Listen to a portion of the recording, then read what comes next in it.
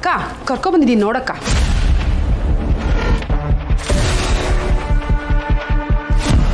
ಯಾವ ಊರು ನಿಮ್ದು?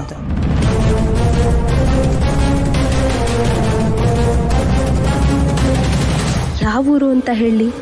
ಯಾವ ಊರು ಅಂತ ಕೇಳ್ತಾ ಇರೋದು. ಏನ್ ರಮ ಇದು? ಕ್ರಿಮಿನಲ್ ಇನ್ವೆಸ್ಟಿಗೇಷನ್ ಇಲ್ಲಿ ಪ್ರಶ್ನೆ ಕೇಳಿದ ಹಾಗೆ ಕೇಳಿದ್ರೆ ಹೇಗೆ ಹೇಳ್ತಾರೆ? ಸ್ವಲ್ಪ ಸಮಾಧಾನವಾಗಿ ಕೇಳು. ಗೌರಿ ಹೇಳಮ್ಮ, ಯಾವ ಊರು ನಿಮ್ಮದು?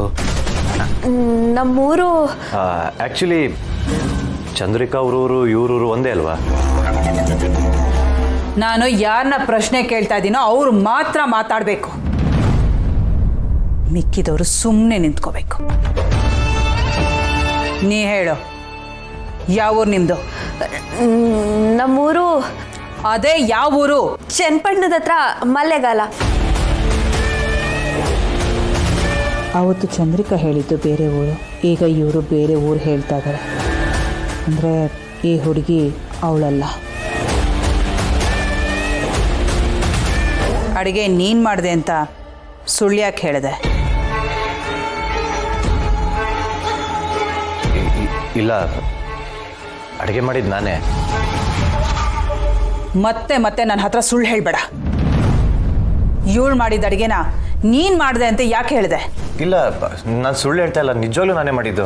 ಅಯ್ಯೋ ಅಯ್ಯೋ ಅಯ್ಯೋ ಅಕ್ಕ, ನಂಬೇಡ ಅಕ್ಕ. ನಮ್ಮ ಮನೆ ದೇವ್ರ ಮೇಲೆ ಆಡಿ ನಾನೇ ಕಣ್ಣಾರೆ ನೋಡಿದ್ದೀನಿ. ಅಡುಗೆ ಮಾಡಿದ್ ಇವನಲ್ಲ, ಗೌರಿ.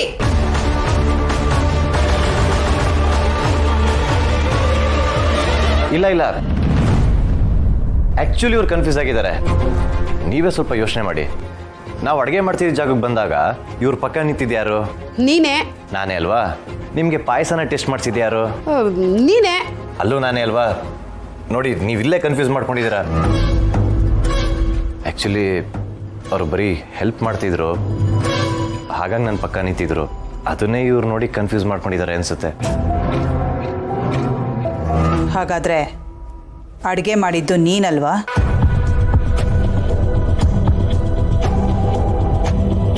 ಹೊರಡು.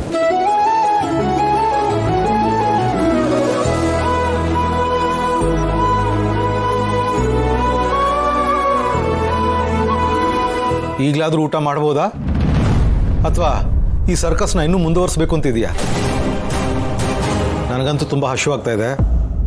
ನನ್ನ ಮಗ ಮಾಡಿರೋ ಅಡುಗೆನ ನಾನು ಊಟ ಮಾಡ್ತೀನಿ.